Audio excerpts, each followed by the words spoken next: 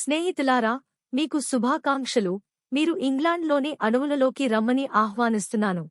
ఇక్కడ robin hood కథలు జరుగుతాయి. ఇంగ్లాండ్ నుండి వచ్చిన ఈ కథ ఒక అద్భుతమైన సాహసాన్ని తెలియజేస్తుంది. దీని పేరు ది పిండర్. ఇది మీకు నచ్చుతుందని నాకు తెలుసు. మా కథ ప్రారంభమవుతుంది. ఒకరోజు ఉదయాన్నే రాబిన్ హుడ్ తన కుడి భుజాలుగా చూసుకునే విల్ స్కార్లెట్ లిటిల్ జాన్తో కలిసి అడవిని దాటి ఊళ్ళోకి రావడానికి వెళ్లే దారిపై నడుస్తున్నాడు. అతనికి ఏదైనా సాహసం చేయాలనిపించింది. నెమ్మదిగా వాళ్ళు రోడ్డు మీదకు వచ్చారు. అకస్మాత్తుగా వాళ్ళకి పెద్ద గొంతుతో ఎవరో పాడుతున్న పాట వినిపించింది. చాలా ఆనందంగా పాడుతున్నారు ఎవరో గాని అనుకున్నారు. ఆ పాట వింటూ ఒక్క నిమిషం ఆగారు వాళ్ళు. ఆ గొంతు వినపడుతున్న వైపుగా కాస్త ముందుకు వచ్చి చూసేసరికి లావుగా ఉన్న ఒకతను ఒక చెట్టు కానుకొని నేల మీద కూర్చొని ఉన్నాడు. అతను చాలా ఆనందంగా ఉన్నట్టు కనపడ్డాడు. అరే, ఈ కుర్రాన్ని నేను ఎరుగుదును. ఇతని పేరు జార్జ్ గ్రీన్. ఇతను వేక్ఫీల్డ్లో ఉంటాడు. పిండర్గా పనిచేస్తాడు అన్నాడు. పిండర్ అంటే ఊళ్ళల్లో రోడ్ల మీద తిరిగే ఆవులు, కుక్కలు, దూడలు వంటి వాటినన్నిటినీ ఒక చోట చేర్చి వాటి ఆలనా పాలనా చూసేవాడన్నమాట. ఈ పాట భలే ఉంది, నాకు బాగా నచ్చింది. కానీ నాకు కావలసినది ఇటువంటి వ్యక్తి కాదు. పదండి, ఈ వైపు పోదాం అంటూ పక్కకి తిరిగి అతని కుడివైపు ఉన్న పాట పట్టారు ముగ్గురు. కాస్త దూరం వెళ్లారో లేదో పిండర్ పాట ఆపేసి పెద్ద గొంతుతో ఇలా ఆజ్ఞాపించాడు. మీరు ఉన్న చోటనే ఆగి ఇటు తిరగండి. మీరు పెద్ద రోడ్డు దాటి మొక్కజొన్న పొలం వైపు వెళ్తున్నారు. అక్కడ మీకేం పని అని గట్టిగా అరిచాడు. రాబిన్ అతని మాటలకు వెనక్కి తిరిగి చూశాడు. అబ్బో, ఇతను చాలా ధైర్యస్తుడే. మనం ముగ్గురం ఉన్నాం. అతనొక్కడే అయినప్పటికీ మనకి ఆజ్ఞలిస్తున్నాడు అని గుసగుసగా అన్నాడు రాబిన్ తన పక్కనున్న వాళ్లతో. అవును, అతను కత్తి యుద్ధం బాగా చేస్తాడు. అతనికి కత్తి యుద్ధంలో చాలా మంచి పట్టు ఉంది. నేను మా ఊళ్ళో ఉన్నప్పుడు ఇతని గురించి చాలా విన్నాను. అయితే అతని విద్య ఏపాటితో చూద్దాం. నిజంగా అతను నువ్వు చెప్పినంత గొప్ప వీరుడే అయితే మన బృందంలోకి చేర్చుకుందాం. నమ్మకంగా ఉండాలని చెప్దాం అన్నాడు రాబిన్. అతన్ని ఎలా పరీక్షిస్తారు? కుతూహలంగా అడిగాడు విల్ స్కార్లెట్. ఒక పని చేద్దాం. మనం ముగ్గురం అతని మాటలకి కోపం వచ్చినట్టు విసురుగా అతని మీదకు వెళ్దాం. అతను భయపడకుండా మనతో పోట్లాటకు సిద్ధమైతే అతన్ని నిస్సందేహంగా మన బృందంలో చేర్చుకోవచ్చు. అతనికి ఆ అర్హత ఉన్నట్టే. వీళ్ళు ఇలా మాట్లాడుకుంటుండగానే అతను మళ్ళీ అరిచాడు. ఆ గుసగుసలాపి అక్కడి నుండి ఇవతలకు రండి. మీరు వెళ్లవలసిన పెద్ద రోడ్డు ఇటువైపుంది. నన్నే ఆజ్ఞాపిస్తావా? నీకెంత ధైర్యం నాతో అలా మాట్లాడ్డానికి? ఉండు, నీకు గుణపాఠం చెప్పాల్సిన సమయం వచ్చింది. నీ చెవులు కోసి చేతిలో పెడతాను అంటూ రాబిన్ విసురుగా అతని వైపు నడవసాగాడు. రాబిన్ తన కత్తి తీసి పిండర్ వైపు వెళ్తున్నాడు. వెనక లిటిల్ జాన్, విల్ స్కార్లెట్ కూడా నీ చెవుల పని ఇవాళ్టితో అయిపోయింది అనుకుంటూ కత్తులు బయటకు తీసి అరుచుకుంటూ అతని వెనకాలే వెళ్లారు. ఈ ముగ్గురు బలశాలులు తన వైపు రావడం చూసి పిండర్ వెనక్కి తిరిగి పరుగెట్టాడు. అయితే అతను భయంతో తప్పించుకోవడానికి పరుగెట్టలేదు.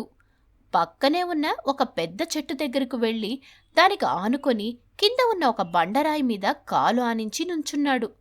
మెరుపులా తన కత్తిని ఒక చేత్తోనూ డాలును రెండో చేత్తోనూ పట్టుకుని నించున్నాడు. ఈ ముగ్గురు కూడా కత్తులు తీసి అతనితో తలపడ్డారు. అక్కడ ఆ కత్తుల శబ్దాలు తప్ప అంతా నిశ్శబ్దంగా ఉంది. పిండర్ ఓవైపు తన కత్తితో ముగ్గురిని ఎదుర్కొంటూనే వారి దెబ్బల నుండి డాలుతో తనని తాను కాచుకుంటున్నాడు. కొంతసేపటి వరకు కత్తి యుద్ధంలో నిపుణుడైన ఆ లావుపాటి వ్యక్తితో వీళ్ళు ముగ్గురూ పోరాడుతున్న శబ్దాలే ఆ ప్రదేశంలో ప్రతిధ్వనించాయి.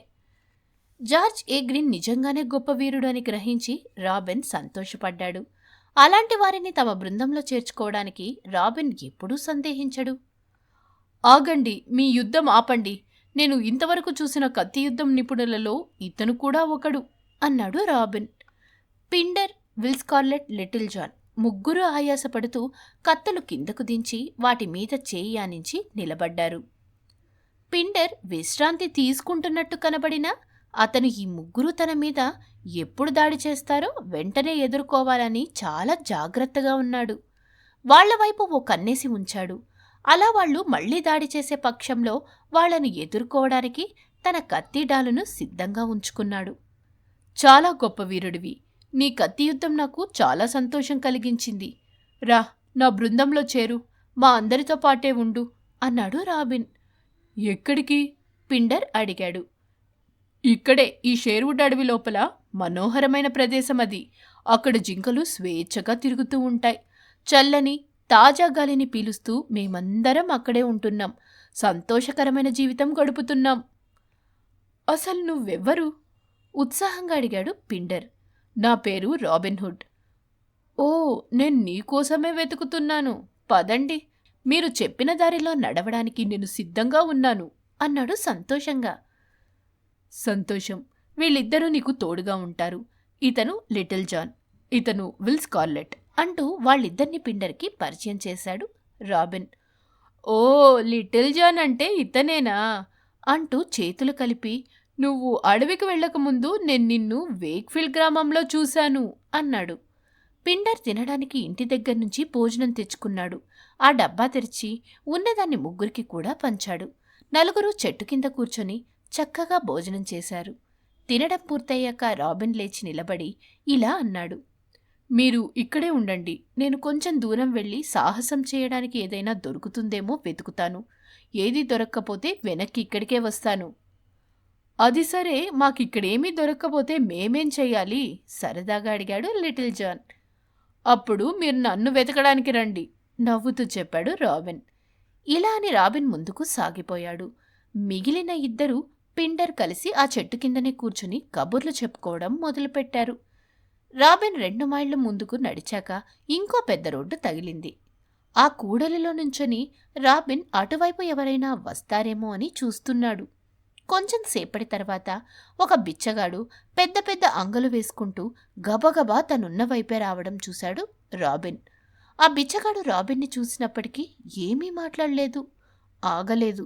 పెద్ద పెద్దగా నడుస్తూనే ఉన్నాడు. రాబిన్ అతనిని ఆపి అతనితో ఏదైనా మాట్లాడాలని అనుకున్నాడు. ఆ బిచ్చగాడితో రాబిన్, అతని మనుషులు జరిపిన సరదా సంభాషణని తెలుసుకోవాలంటే తర్వాత కథ వినాల్సిందే. అంతవరకు సెలవు, సమాప్తం. ఈ కథ మనకు నీతిని నేర్పుతుంది.